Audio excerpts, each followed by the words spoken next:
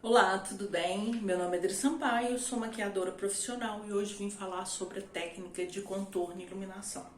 Essa técnica é muito divulgada em maquiagem social e muito utilizada também. O que consiste essa técnica? Essa técnica consiste o contorno, onde eu dou uma profundidade, e iluminação, onde eu dou uma projeção no rosto. Essa técnica eu posso usar tanto na maquiagem artística quanto na maquiagem social. Na maquiagem artística, eu posso usar para caracterização de personagem, envelhecimento ou rejuvenescimento do personagem. Como é feita essa técnica? Essa técnica eu utilizo sempre junto. Iluminação e contorno eu considero somente uma técnica, porque não tem como fazer o contorno desvinculado com a iluminação. Se eu dou profundidade numa parte do rosto, eu preciso iluminar para dar projeção ou volume na outra parte. Existem pontos no rosto determinados pelo maquiador, onde que ele quer projetar e onde que ele quer dar uma profundidade. Geralmente a gente utiliza iluminação no meio da testa, pontinha do nariz, queixo e têmporas. Essas são as partes que a gente utiliza para iluminar. E contorno. Contorno, eu geralmente, respeitando a tonalidade da pele do cliente, eu vou usar de 2 a 3 tons abaixo do rosto do cliente, do tom do rosto do cliente, para dar profundidade. E essas áreas são contorno do maxilar, abaixo do zigomático, um pouco aqui no início da testa e têmporas. Essa técnica eu posso afinar, alongar e dar uma impressão de diminuir o rosto ou afinar o nariz, porque eu vou dar uma profundidade e iluminar a outra parte. Por exemplo, se eu quero afinar o nariz, eu acompanho, dou uma profundidade nessa área e ilumino essa área. Então eu vou dar uma sensação que meu nariz afinou. Da mesma forma no rosto.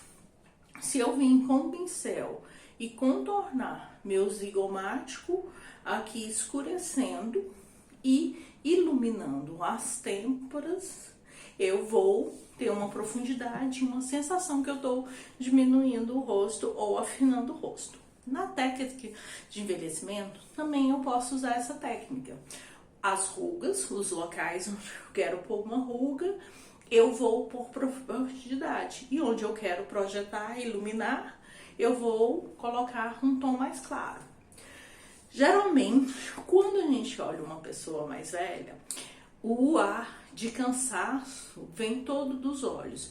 Então é uma área que deve ser mais trabalhada na maquiagem artística, quando eu quero usar essa técnica de envelhecimento. Então eu vou escurecer no primeiro momento a área dos olhos, da olheira. Eu vou passar uma tonalidade mais escura, eu não vou circular o olho totalmente, porque eu não quero dar um olhar caricato para esse personagem, eu quero apenas envelhecer ele. Então eu vou somente maquiar a área de olheira. Outro ponto essencial que dá a impressão de velhice é os famosos pés de galinha. Da mesma forma que eu vou escurecer a área de olheira, eu também posso escurecer. Geralmente eu utilizo pasting, que são sombras cremosas, para fazer esse efeito mais natural, e vou esfumando ao máximo. O que determina a utilização de produto nessa área. Se eu for fazer um espetáculo para teatro ou para cinema, eu uso a mesma técnica com produtos diferentes. Então, continuando a parte de envelhecimento, eu vou envelhecer olheira e rugas. Isso eu vou fazendo com sombreamento. Então, eu vou dar um sombreamento no olhar, deixando uma característica mais cansada. Outro ponto que eu posso envelhecer são o bigode chinês. Essa parte geralmente é muito quando ela fica muito marcada, ela dá um aspecto de envelhecimento muito grande. Então eu vou vir com o pincel e escurecer toda essa minha parte, puxando para baixo. Isso eu já vou dar um ar de cansaço e envelhecimento muito grande para o meu personagem. Outro ponto que eu preciso iluminar todos os pontos próximos que eu contornei. Por exemplo, se eu contornei o nariz aqui, eu ilumino. Se eu contornei meu zigomático, eu ilumino. Porque esse jogo de claro e escuro vai me dar uma profundidade e vai dar uma sensação de envelhecimento. Outro ponto que eu gostaria de falar é que a gente vai perdendo o contorno do rosto conforme a idade. Então, eu vou escurecer algumas partes e vou dar vou seguir a anatomia do rosto. Se o bigode aqui eu preciso de uma profundidade, eu geralmente vou ter a sensação que aqui tá mais baixo, que minha bochecha deu uma caída. Então eu vou iluminar essa parte aqui. E aí com o contraste do bigode chinês e do osso zigomático, eu vou dar puxar para baixo, vou dar uma caída no rosto e assim vou trazer um envelhecimento. Mas para o envelhecimento ficar correto, eu tenho que definir que tipo para onde esse meu personagem vai atuar, se ele vai atuar em palco ou na televisão.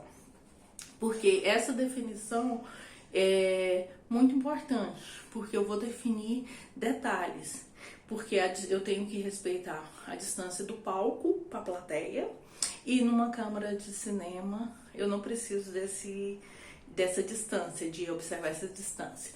Então, num espetáculo papal, eu vou trabalhar mais a profundidade do que num espetáculo, num filme, por exemplo. Então é isso. E, ok, espero que tenham entendido o comecinho dessa técnica.